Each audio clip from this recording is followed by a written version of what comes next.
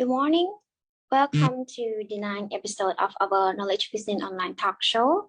My name is Manit, and I will be your moderator throughout today's session. As in previous episodes, Knowledge Fishing is an online cultural talk show platform where knowledge can be shared between youth and professionals from different countries.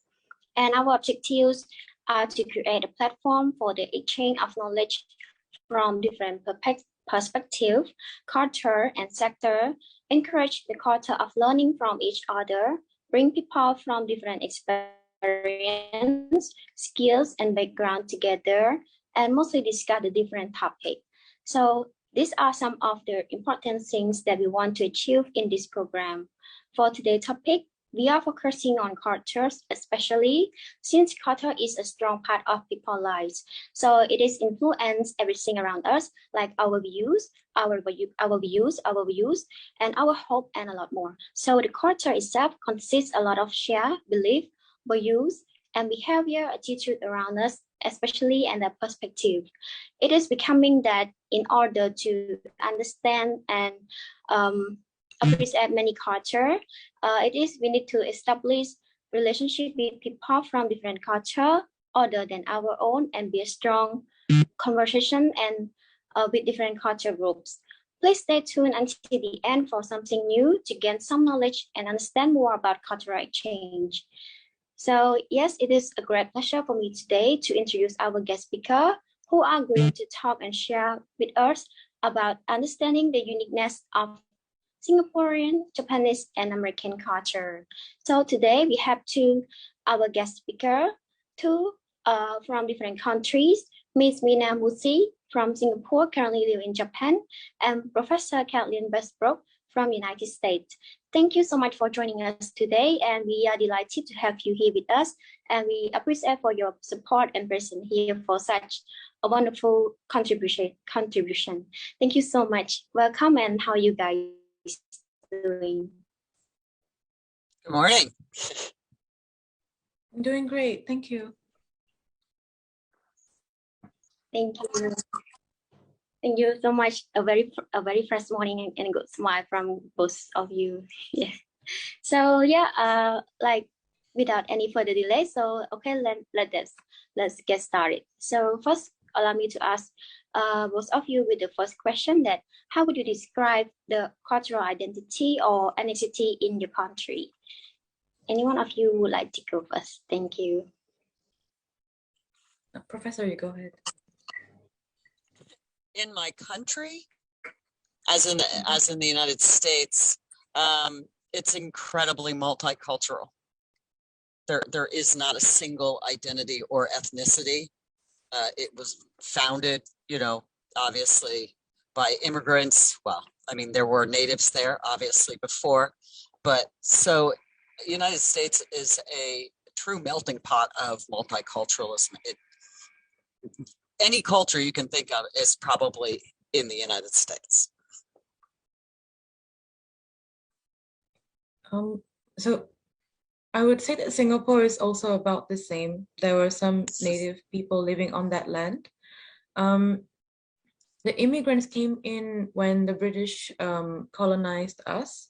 So the British brought people from China, from India, and from the surrounding other countries. So now when you go to Singapore, there's no such thing as a Singaporean person. Everybody looks different and everyone is multicultural. So I guess, there's not one, I guess everybody makes up that Singaporean identity or culture, I would say. Yeah. Yeah, very similar. Yes.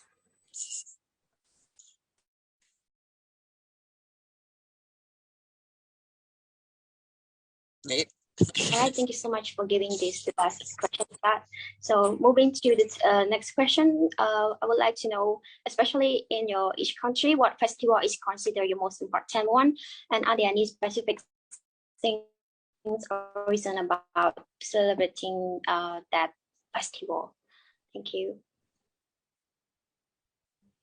All right. So United States, because it's so multicultural, obviously a lot of festivals, especially how they're defined here in Asia, don't really exist. We have music festivals. We have, individual little festivals that aren't necessarily something that happens every year, at least none that I'm aware of. But I would argue over the last few decades, the Super Bowl has become a culturally wide, a countrywide celebration where, there's massive parties that occur around this game, Super Bowl Sunday. So I would argue it's probably the one thing that brings all Americans together on this Sunday that removes religion and any other aspect of what would be considered a festival. So I would say Super Bowl Sunday would probably be our biggest celebrated festival. Why? Because Americans love football.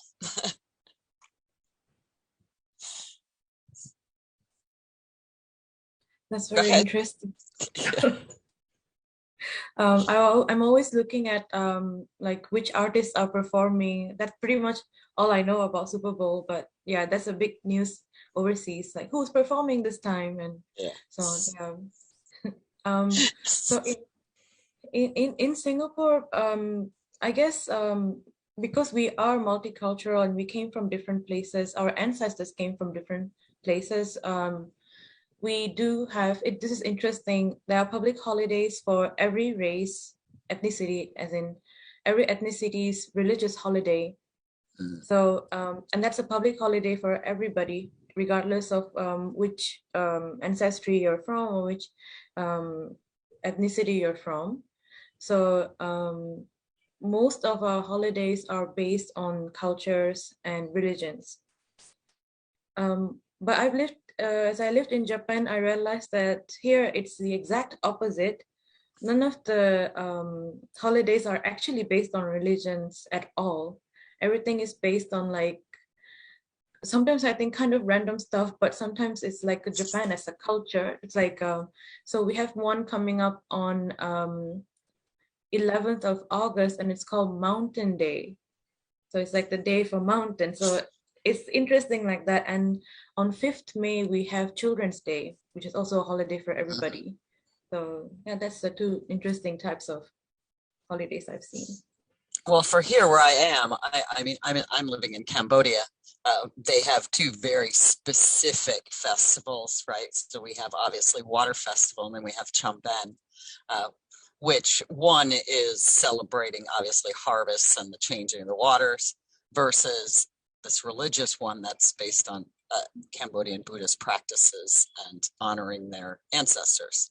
And that's what I consider festival, where everyone's kind of gathering in these massive groups and they're celebrating it as a whole throughout the country. So we don't really, again, outside of Super Bowl, we don't really have that. We do have lots of holidays, and only two of them are based around Christian religions.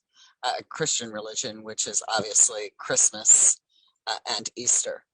So those are two holidays that are celebrated in the United States throughout, obviously the country, but I don't consider them festivals. Very interesting. In that case, if we're looking at festival, then maybe we don't have any, because it's all about going to your relative's house and collecting money on these special days in Singapore. And in Japan, it's kind of like, yay, finally a break from work, so everybody gets to travel. Yeah. Like you said, music and so on, that's like festivals these days. Yeah. I think it would depend on definition of festival. Yeah. So two very different perspectives. Yeah. Does that answer your question, Nia? Yeah, sure. That's interesting. But actually, Christmas we also celebrate here, but I wish that I can celebrate there, especially in the United States with snow coming. It's huge. Well, there's another festival that is now taking that is starting to spread throughout the world. Black Friday. Yeah, which is the Friday after Thanksgiving. It's even happening here in Cambodia, which is funny. People love shopping everywhere. Exactly. So that American aspect of culture has now gone global, as well as parts of the Super Bowl. Yeah, thank you. So are you talking about the Thanksgiving? By this, can we know what is the specific and any objective to celebrate this? Thanksgiving, I mean, obviously that's based around the first Thanksgiving that had, been celebrated with the Native Americans when, the first settlers landed in the United States. Now it's transformed. I mean, it's nowhere near what they would have actually celebrated and or eaten. It's a food holiday. It's all about eating, and eating a lot.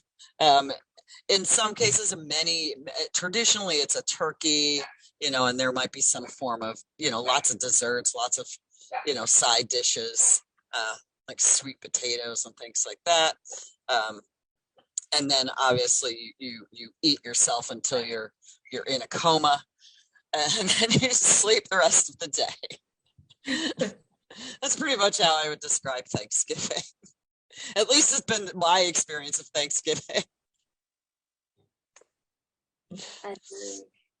That's great of celebrating that, because I know it's especially like I see in the social media, like it's like a big one of a lot of so how can you tell what food that celebrate with that festival, like? Absolutely. There's turkey, which is the main one. That's the big meat of the day. And then usually mashed potatoes, again, some form of vegetable, be it sweet potatoes or corn or something like that. And then usually a dessert such as a pie, like a pumpkin pie. I mean, that's fairly standard across the board. That's a very American definition of Thanksgiving. But again, depending on what culture you're from, they probably transform that dinner into something else. Like if you're from like a Cuban community, that might change and incorporate some Cuban aspects of it.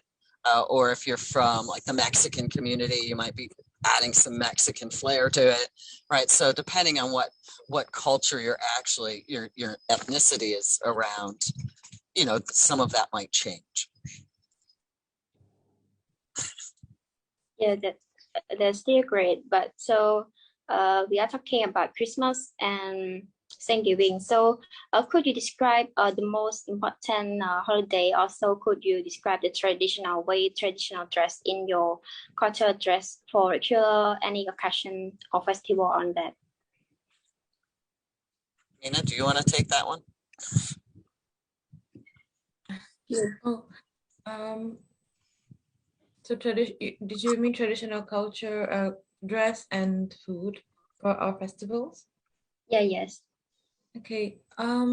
So growing up in Singapore, we have days for Chinese New Year because they are the majority in the country, and it's tradition for you to bring 2 oranges when you visit a house, and the oranges actually represent prosperity, luck, and money.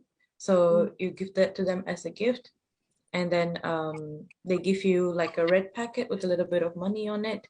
That's the tradition.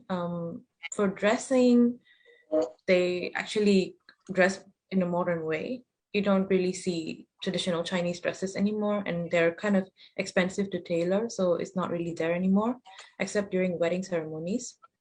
Then we have the Malays, who were like traditionally part of the island that was Singapore, and then they all converted to Islam at some point, so now they're Muslims. And during their time, they actually this actually started a few years back. They would actually tailor traditional dresses in the exact same color or material for the whole family. So you would see the whole family wearing green and blue, and in different designs, but the same types of green and blue, and walking as a family to visit their relatives. And so they have like a skirt and a blouse. That's their traditional costume. It's a tailor made for every single year. A different one is made, and they have a lot of food. So you just keep going to people's houses and keep eating and getting some money. Children get some money. and then you come back home, and then you just get into a food coma, I guess, like what the professor said earlier. For my culture, we were ethnically Indian, or we are actually. So traditionally, we're supposed to go to the temple in the morning, give prayers and thanks, dress in our sari that we call, like we wear traditional costumes, very colorful, and then we come back and visit relatives, or we eat special food that we cooked in our own house, or we visit friends.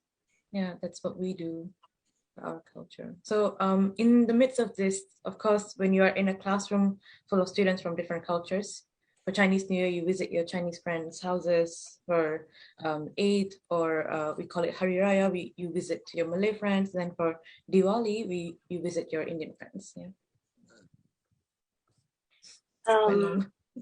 Yeah, that's interesting. But for the color in the traditional dress, like, can we mention about the color most especially that we wear is about red, right? Every year. Could you repeat that again, sorry? Like if you're talking about traditional dress in the Chinese New Year that happen in Singapore, that we usually wear in red, or we change every color in every year. Yes, it's red. Red is very lucky for them. So all of everything, all the decorations, everything's in red when you see Chinese New Year.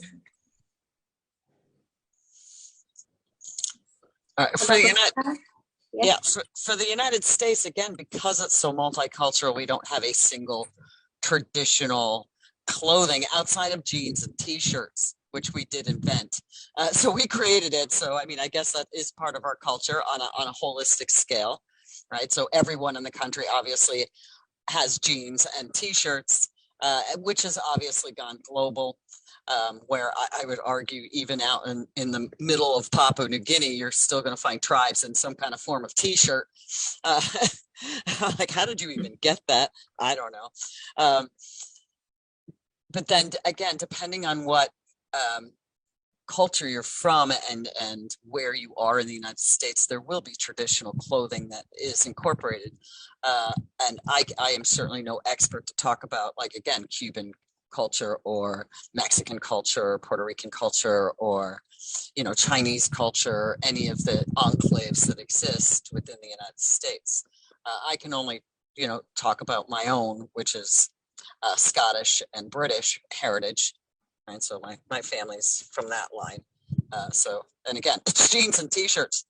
For special occasions, we would just wear Western dresses. There was no specific, type of traditional clothing outside of weddings, right? So obviously the bride is expected to wear, in most circumstances, a white wedding dress. And then bridesmaids are tortured with other dresses that they can't wear any other time.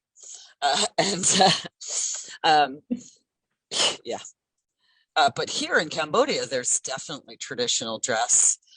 Obviously for funerals, it's white and black, right? So you'd wear a white lace top and then a black skirt. So that would be for funerals. And then weddings, there's traditional clothing that both the men and women would wear, especially the bride and the groom and the bridesmaids and groomsmen. And the main color would be based on the day that they're getting married. And then other colors would follow. So they have colors for specific days. Again, I'm not an expert. You should have a Cambodian discussing that. But this is from my own experience being here for a long time. I would argue I know more about Cambodian culture than I know about American culture now. Thank you so much, Professor, for remember like every detail about us, or we mentioned about us something, especially in Cambodia. Yeah, we truly appreciate it.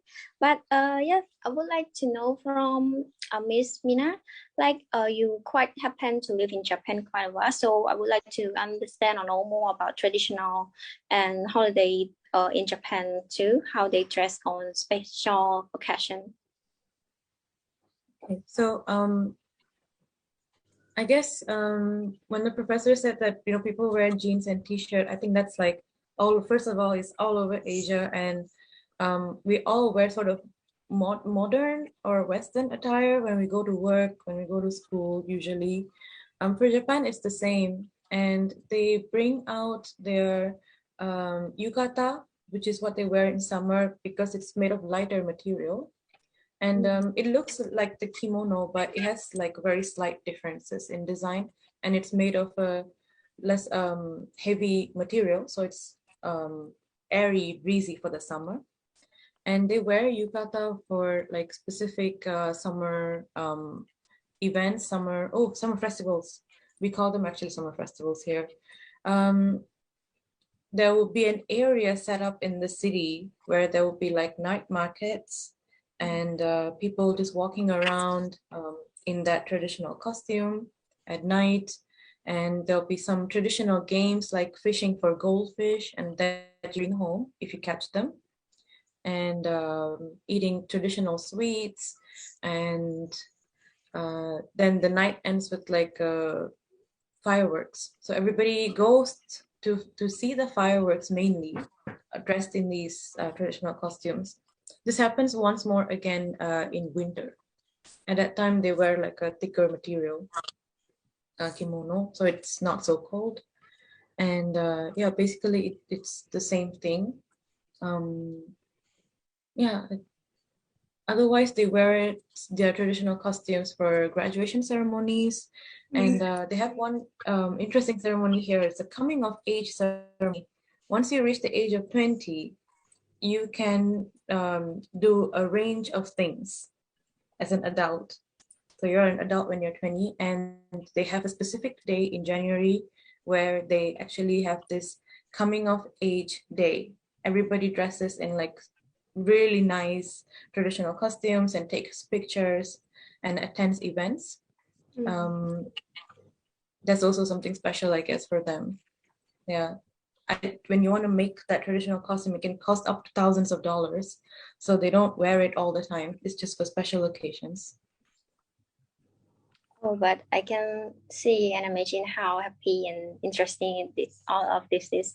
So how could you tell us the first expression that you first see and experience all kind of this festival or occasion in Japan?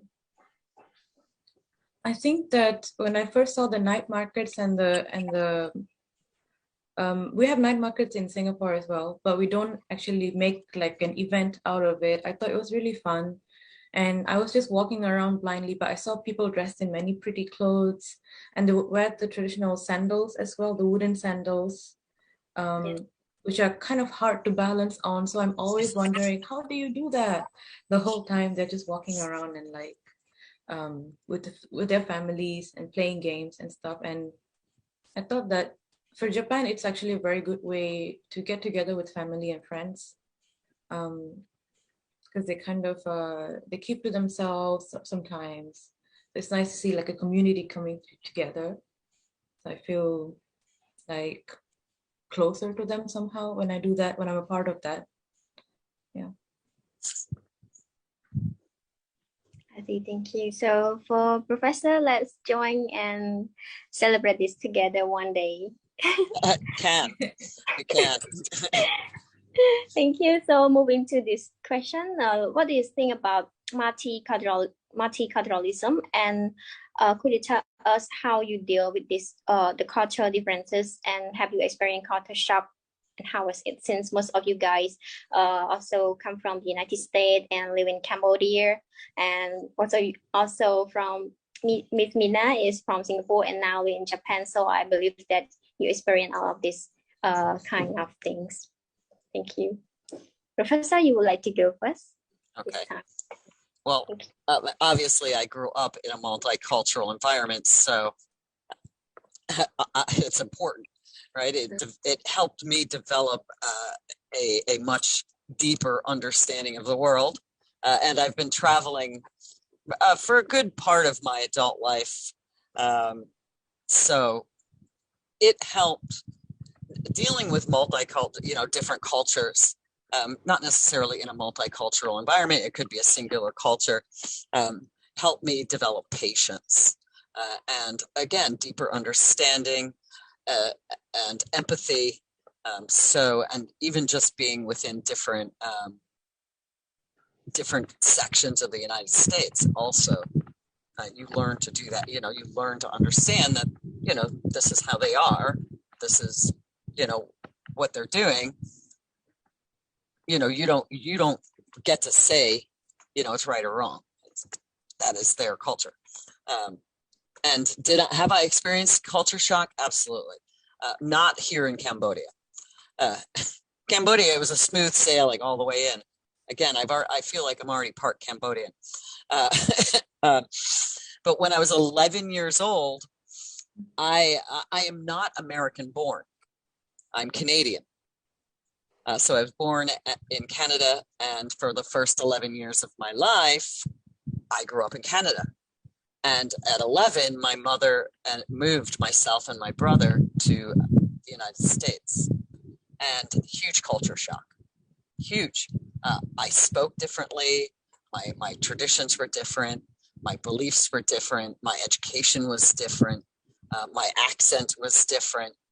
So I experienced American culture shock when I was 11. And eventually, obviously, I became American. And then the second time I experienced it was when I first went to Africa back in 2006 and spent weeks there in a tiny little village in the middle of nowhere, Uganda. And that was full shock of, whoa, this is not America anymore. And I was the only white person in the area. I was a beacon. So everybody wanted to touch me and talk to me and touch my hair and touch my skin. And it was, and again, I embraced it as this brilliant new experience, and I kept going back. And eventually I lived in Uganda for a year and a half in a tiny village. And so when I moved to Cambodia, I had already experienced massive culture shock already. So I was coming in, I was like, this seems about normal. Thank you. Thanks so much for choosing us. I love it here. So how about moving or add our topic to understanding the culture, the uniqueness of culture in Canadian more? Understanding the what? Understanding about the uniqueness of the culture, Canadian, Singaporean, Japanese, and in American. I'm just kidding. It's acceptance. It's not necessarily understanding. Yeah. Yeah. Thank you. How about Miss Mina? Okay. So in Singapore, it's kind of like, yes, we live together. We have many types of people in Singapore. It's multicultural, but at the same time, never ever let go of your own ethnic culture, because this is what you were born with. So while we were being told that we were multicultural and we were the same and equal, we were also being separated. And this is my opinion, but I think many people might share it as well in Singapore. They built glass walls eventually, I think, amongst us, and portrayed the difference. If I were in Singapore, if you ask me what my cultural identity is, I would tell you, yeah, I'm from an Indian family. I speak the Indian language, and my food is like this, and so on. So I would have been divided.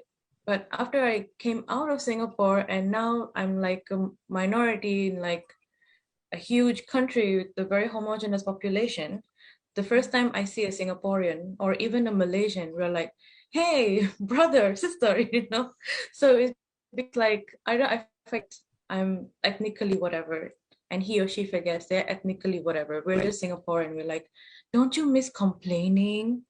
Don't you miss spicy food? Like, it becomes Singaporean. So I think that identity changes. It's fluid depending on where people are. And for Japan, I would say that, like I said, they have a very homogeneous identity. They're very kind of, because it worked for them for years and years. This is what we are. This is what we do. This is how we do it. it can be kind of challenging to penetrate into that a little bit. But at the same time, I believe that when you see somebody and you get to know them personally, they stop being this cultural, this identity thing. They're just this person. And that helps you to get to know them better. And that's how you make friends. That's how I made friends in Japan. Yeah, of course, learning the language helps, but yeah, that's what I would say. So about experience in Japan for like how many years that you've been there? I've been here for 7 years. Also, most likely you are fluent in Japanese language. I hope so. It doesn't feel like you're fluent no matter how fluent you actually get. Yeah. That's great. I'm more likely to want to study this language too. You should. I think for Japanese people, language is the first way they can be like, they will come to you and encourage you and be like, oh, your Japanese is great, even though you just said thank you in Japanese. They're like, your pronunciation is great. And then you feel more encouraged to study more. They're very polite, encouraging people. Yeah, very nice. Just like you. Yes. Yeah, just like you to look away. I had that same experience here, whenever I'm trying to practice Khmer. Yes. Cambodians are very patient with me. And either look at me going, what are you trying to say? So, and they're always encouraging me and correcting me, especially when I'm trying to say very difficult words for my mouth to pronounce. That has been the hardest part, learning Khmer. I can guess. I went to Cambodia once on a business trip because currently I'm an admissions counselor in this university in Japan, and I do recruitment for Cambodia as well. So I went to Cambodia just once before COVID struck, so I couldn't go for the last 2 years, and I still haven't learned the word thank you. My student taught it to me, and I still haven't learned it. I'm very ashamed of myself. It's kind of challenging. Yeah. So kudos to you for learning. It's hard. It's a difficult language. It's okay, Professor. You can reach me anytime to teach. To teach me? That's good. With me now also. So, all right. So moving to this question, what do you understand by cultural use and cultural practice? And do you think that cultural exchange can have developed new ideas in our society? Thank you. Well, I mean, obviously cultural values, they're environmental, they're historical, they're passed down from generation to generation. And they obviously change through those generations. The same with obviously practices, right? Because the practices and values usually go hand in hand, right? So, I mean, one is supporting the other. And they are actively changing, right? I mean, again, your grandmother's culture and practices and values is very different from yours, but they still have a common thread, right?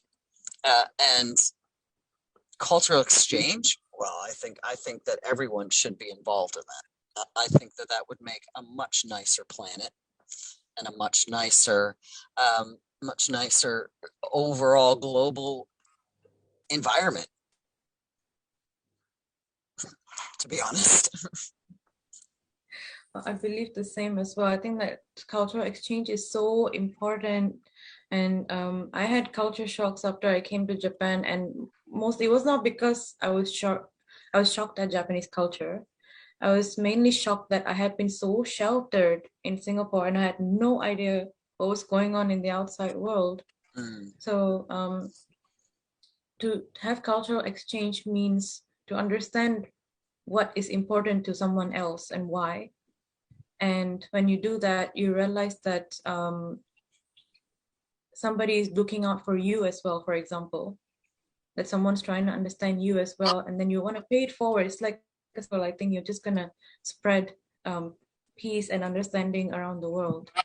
And I really do wish that there will be more cultural exchanges in both Singapore and Japan for different reasons. For Japan, it's because they're very homogenous. They don't really have connection to the outside world except for tourists, and tourists already love Japan, so they don't have to go out of their way to please anybody. But for my friends who actually went overseas and try to they do gap years a lot here in Japan. So they went over there and then they worked and they had to live there for a year or so, and they came back. They're very different, do something different with their lives. It has changed them forever. So for Singapore's case, I feel that we should do more exchanges because we are very comfortable in our idea of multicultural, but it's actually like you keep your culture, I keep mine, we'll live together. That's not exactly multicultural. So I hope that they would also open up and be more welcoming to other cultures and exchanging as well. Yeah, I agree. The United States is very, very similar, right? We have all these enclaves, right? So glass walls, obviously keeping the different cultures kind of separated from each other. And the United States has exhibited a lot of racism, right? And sometimes they're openly racist, which is unfortunate because it is a multicultural country, and the fact that most Americans don't even look within to say, oh, wait a minute, hold on. This is who we are. And the same thing, they live in a bubble. I've been very, very, very blessed. The fact that I have been able to travel around the world. I have been able to experience all these very different cultures. And it has made me, I believe, a much more well-rounded human being, a lot more patient, a lot more understanding, a lot more empathetic, where, again, Americans are so a good percentage. I'm not going to speak of all Americans. That's just wrong. But there's a huge percentage that are terrified to leave the borders. I'm like, what do you think is going to happen? I'm like, they're not going to kidnap you. Calm down. Right? When I first moved here to Cambodia, my family was terrified I was going to get human trafficked. I'm like, okay, 1, stop watching Fox News. 2, sorry, Fox. Sorry, Fox News. But I'm like, come on.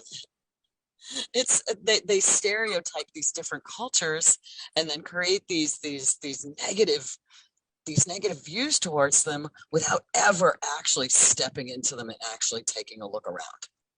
And that is one of the unfortunate negative parts about America is they tend to just immediately judge without actually taking the time to understand. Yeah. True.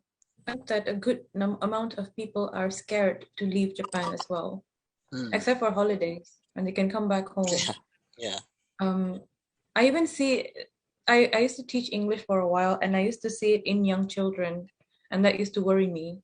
And they would be like, I don't want to learn English. I will be going out of Japan. I'm like, no, you're too young to decide that. You're going to learn. Yes. Yeah. We're here in Cambodia. 90% of my students can't wait to go travel. They're like, when is COVID done? I want to leave. I know, right? Me too. They're not scared of anything. They're like, let's go. Okay. Which I love, which I absolutely love. I love that about my students. They all want to go explore the world. I'm like, go. I can't presume to know Cambodian culture, but from what I've seen, the students that I have supported or I work with, they are all so open and so friendly, and I'm sure that wherever they go, they're gonna make a great mark. Yeah, absolutely. Super open to all kinds of new things. Thank you. So, likely to this, I would like to know how education. You are talking about student a lot, so I would like to know how education handled in your culture, especially, and how would you describe the work environment in your country, like for Singapore, not only Singapore, not only Japan, also United States is a country that with higher education and somewhere that students most likely want to persuade their degree or study. So can you describe this? Well, American education system is based on both government and private. So there's private schools, and if you know are lucky enough to be able to afford to go to the private schools, they're normally better. But there are a lot of very good government schools and state schools, right? So each state would have its own university. Each state might have, and they would control their own, you know, primary, elementary, and middle school and high schools. And it's also very diverse. There is standardized education, usually throughout the government schools, very similar to Cambodia, where they have to study for certain standardized tests. And then the private schools are often a lot more flexible and creative, where they're Montessori or Waldorf, or there's art-based schools, right? So there are certain subject-based schools like music schools or theater schools. So, I mean, if you're interested in the arts, America is the best place to go by far, because they have so many different types of education and educational opportunities. What was the other question? Oh, work environment. Again, one of the good things about America is you do have the opportunity to pretty much go into anything you want to do. Right? And it's fairly supportive if you have the education or the experience to back it up. Right? So, I mean, if you want to go and practice law, you just, you know, as long as you have a law degree, you know, and can pass that test, go for it, right? The only thing you can't do if you were from a different culture is run for president of the United States. But otherwise, pretty much every job is open if you have, again, the background and or, you know, the education. Okay. I think for Singapore, actually for Singapore, both Singapore and Japan, I'm not sure if it's because they're kind of, well, Singapore is in Southeast Asia, but the majority population are Chinese, ethnically Chinese. So we have a lot of East Asian sort of influences on our thinking styles. So I would say that both countries are kind of like very much focused on academic excellence.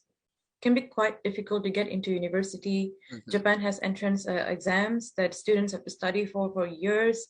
I have actually invigilated one of these exams before. It goes on the whole day, and on Saturday and Sunday, and then on Monday they have to go back to school. So it's just I think that it's a lot of pressure on students, especially this, because back then the education system was for people who thought that memory work was good and I can do what my boss tells me when I work, and yeah, I'm willing to obey as long as I can get a salary.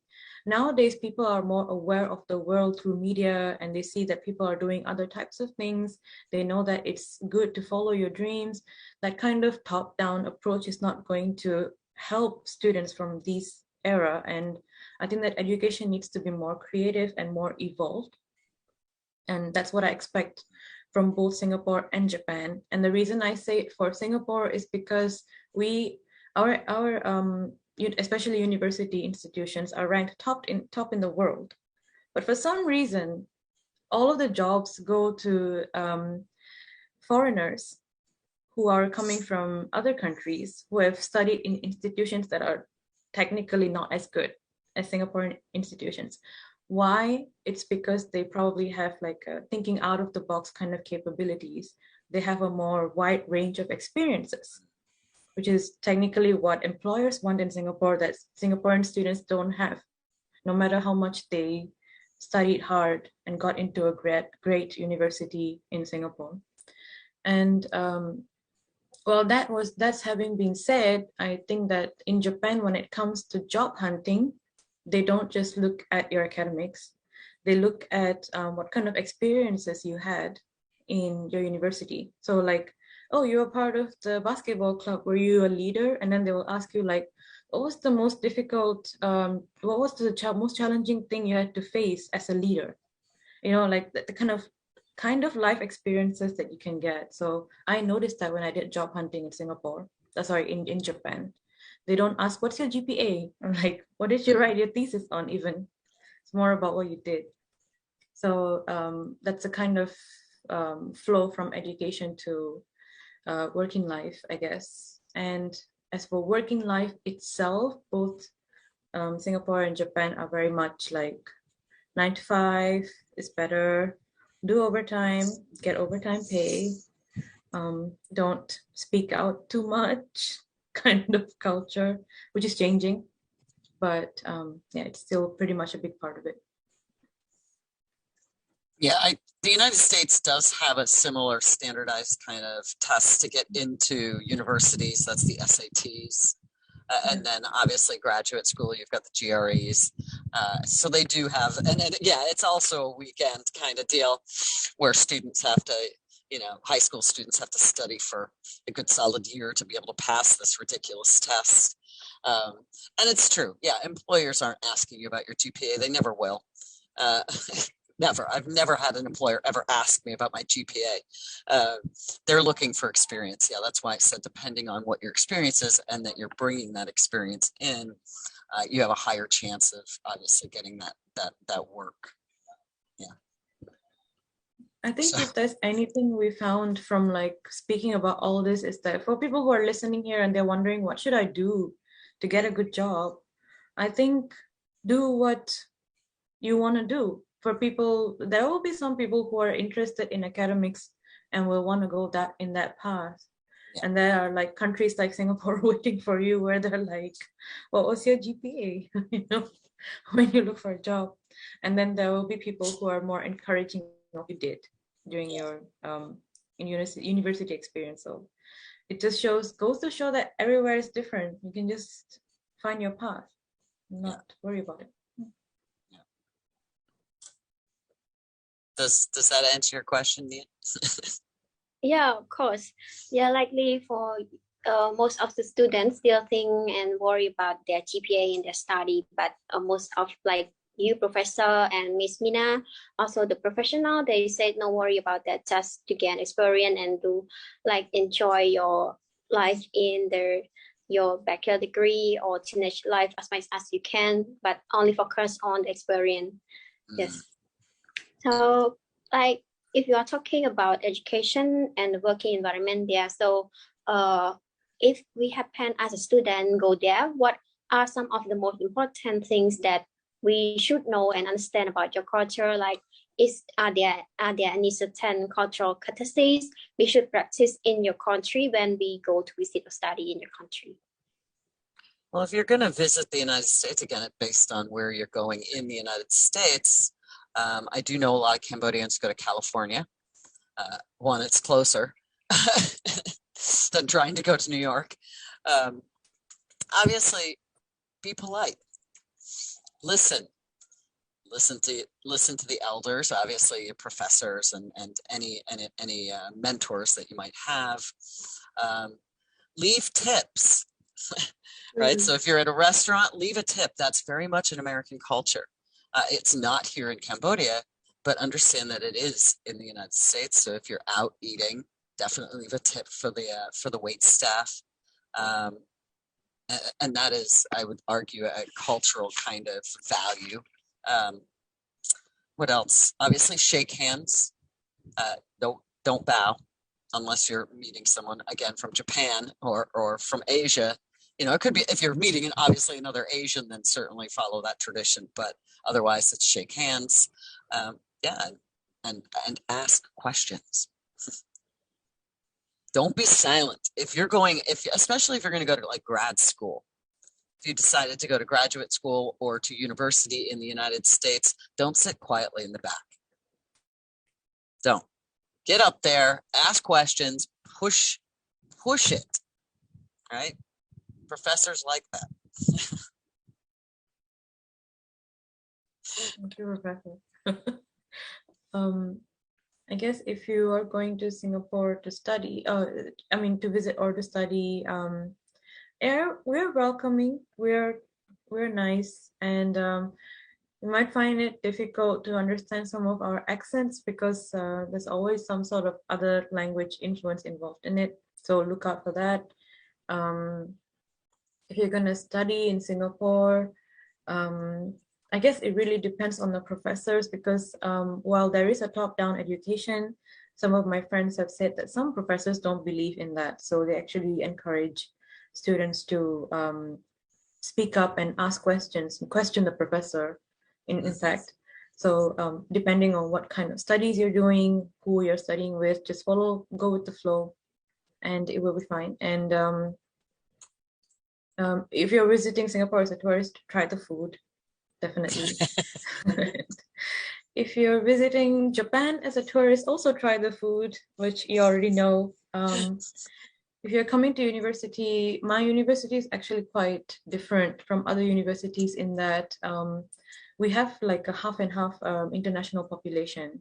So everything is done in half in English and Japanese. And even the classes are the same in English and Japanese. We don't offer special courses just for Japanese medium students.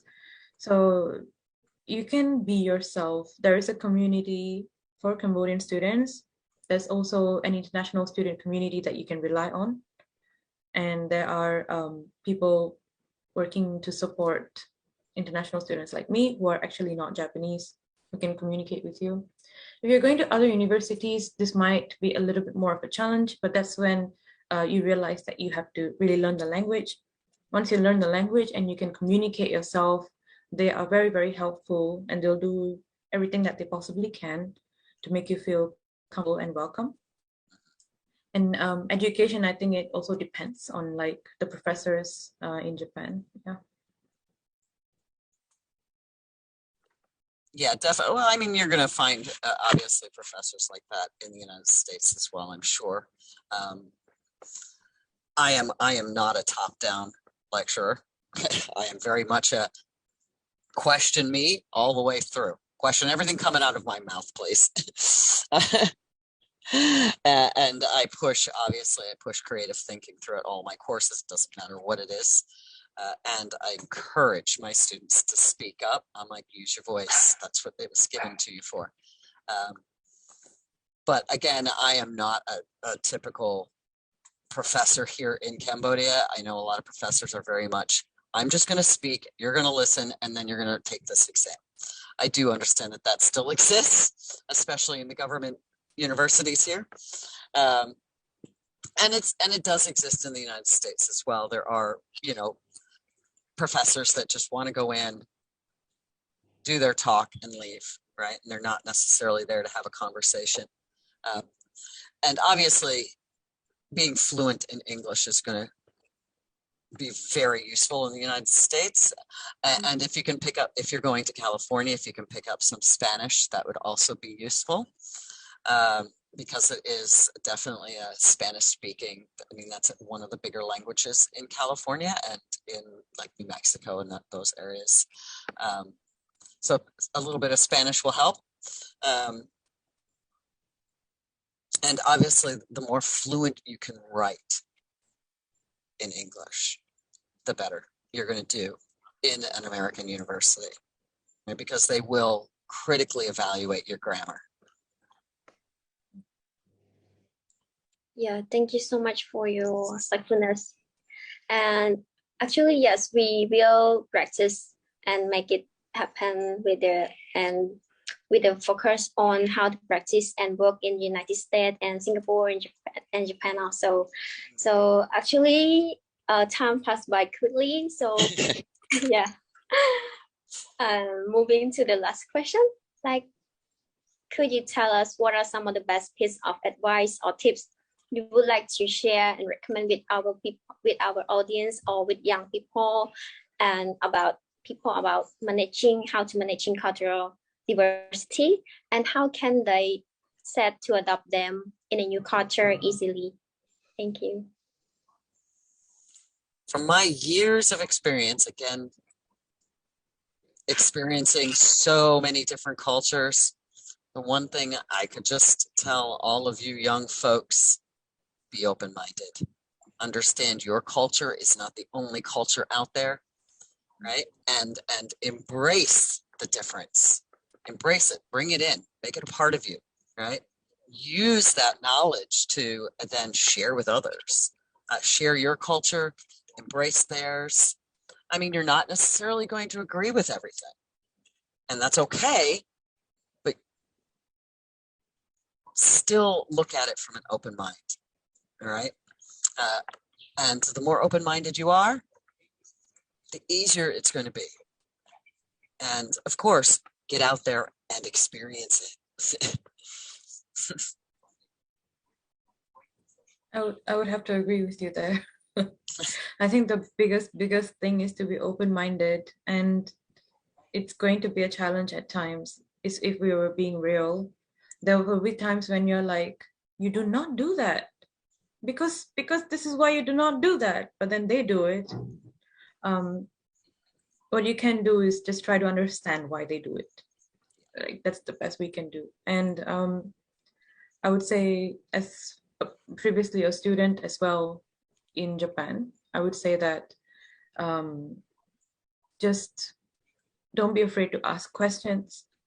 I think that's one very important thing. Like, people are scared that people will look at them weirdly if they ask, like, well, how do I go here? Or like, how do I do this? Just do it. There will be somebody out there to help you. And when that happens, like, make friends. And don't, it's very comfortable to keep to your own community, but don't do that. Even if you're facing difficulties with the language, you have to go out and meet people, even if it scares you. That's how you get the most out of your environment. I agree. Yeah. And smile. Yes. Smile will go. A smile will get you miles ahead. Yeah. Definitely. And don't get upset. Just breathe. Breathe through whatever you don't necessarily agree with. Breathe through. And again, yeah, what you were saying is understand that they might be doing something differently than you, but that doesn't make it wrong. It's just different, right? So just understand that it again, it might not be something you're familiar with or comfortable with. That doesn't make it wrong. Again, and smile. Show your pearly whites. Yes, keep smiling. So, well, I really love to hear more from you guys. That is so sweet and lovely of you. And so, okay, all right. To our guest speaker, do you have anything more to add on this? No, this has been fun, and I now that I know you guys exist, which I didn't know you exist until my student said, "Hey, Miss Kate, can you do this?" And I'm like, "Do what? What?" Sure. I will now check you guys out and watch your shows, watch your broadcasts. I think what you guys are doing is great. Yeah, actually, thank you so much. Yeah, for him to recommend you. Yes, Miss Mina, please. Yes, everything that Professor Kate just said. I also had no idea. I was doing recruitment in Cambodia, and I didn't know this organization existed until my student was like, "Can you speak for this event?" I'm like, "Me? Why? Like, why?" I'm not a Cambodian studying in Japan or anything. He's like, "No, whatever you say will benefit them." So I think this has been a great experience, and it made me think about a lot of things that I haven't thought about in a while. Which is what happens when you live too long in a place. So thank you for that as well. And I hope that whatever I could speak about could help the students. Yeah. And of course, if anybody has any questions about American culture, or if you're outside of Cambodia and have questions about Cambodian culture, I know some, but I am not Cambodian. Obviously, feel free to ask. I encourage questions. That's pretty much help. Yeah. So yeah, thank you for being with us. And yes, we truly appreciate to you to touch and to provide us with this such valuable information, experience regarding your experience, and let us explore with you here by virtually. And we really appreciate for your advice and get us to understand more about your culture. So yes, all thanks to your enlightening words, insightful speech. inspires so many of us, especially young people and out there. We truly appreciate this, and we are so grateful that you share some time of you despite your busyness with us. And we look forward to our interaction and participation on future talk show. And we always welcome you. Thank you. Okay, thank you. Thank you so much. Nice to meet you, Mina.